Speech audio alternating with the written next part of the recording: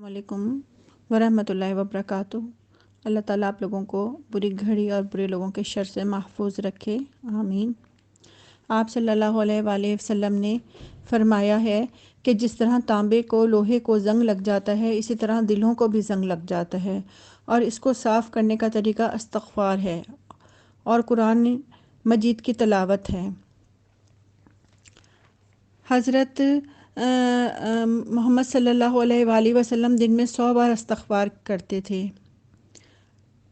استغفار کرنے سے اللہ کی رحمت حاصل ہوتی ہے، کبیرہ اور صغیرہ گناہوں سے بخشنے کا ذریعہ ہے، درجات کی بلندی استغفار کی وجہ سے ہوتی ہے، اور ہمیں بھی چاہیے کہ ہم زیادہ سے زیادہ استغفار کریں، کیونکہ ہماری دعائیں قبول اسی وجہ سے نہیں ہوتی کہ ہمارے اعمال جو ہے وہ رکاوٹ بن جاتے ہیں۔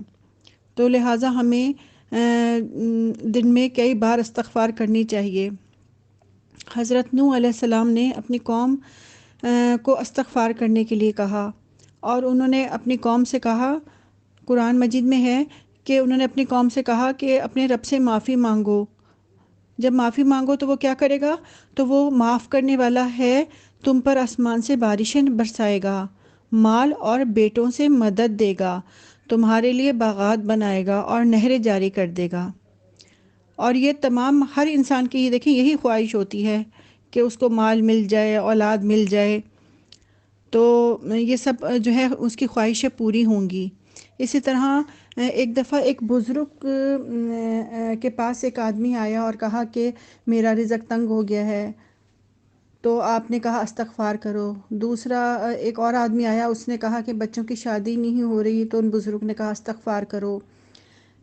پھر ایک اور آدمی آیا، اس نے کہا کہ سالی ہے، فصلیں تباہ اور برباد ہو رہی ہیں، تو آپ نے کہا استغفار کرو۔ تو ان کے پاس ایک آدمی بیٹھا ہوتا، انہوں نے بزرگ سے کہا کہ آپ نے تینوں کو یہی بات بتائی ہے۔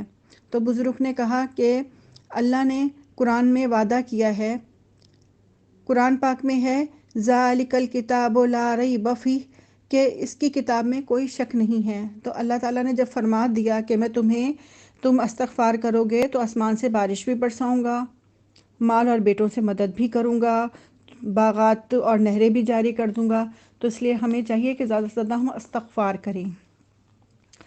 آپ صلی اللہ علیہ وآلہ وسلم نے فرمایا کہ جب بندہ استغفار کرتا ہے تو اللہ تعالیٰ اتنے خوش ہوتے ہیں، اسی طرح خوش ہوتے ہیں جیسے کہ ایک آدمی ہے، اس کی اونٹنی پر اس کا سارا ساز و سامان ہے، کھانا پینا، پیسے اور سارا ساز و سامان ہے، اور وہ اونٹنی جو ہے وہ گم ہو جائے اور وہ صحرا بیابان میں ہے، آگے پیچھے سے کچھ نظر نہیں آ رہا، جب وہ سو کر اٹھے تو اس کی اونٹنی غائب ہو، اب وہ بے سر و سامان ہے، صحرا میں ہے، کوئی مدد کو نہیں آ سکتا، نہ اس کے پاس کپڑے لتے ہیں، نہ کچھ کھانے پینے کی چیز ہے، اب وہ پریشان ہو رہا ہے، اور اچانک اس کے سامنے اونٹنی آ جاتی ہے تو اس کو کتنی خوشی ہوگی۔ اللہ تعالیٰ جب بندہ توبہ کرتا ہے تو اللہ تعالیٰ کو اپنے بندے کی توبہ پر اس سے زیادہ بڑھ کر خوشی ہوتی ہے۔ ہمیں چاہیے کہ ہم بھی استغفار کریں، جتنا ہو سکتا ہے استغفار کریں۔ اللہ تعالیٰ ہمیں گناہوں سے بچنے کی توفیق دے، آمین۔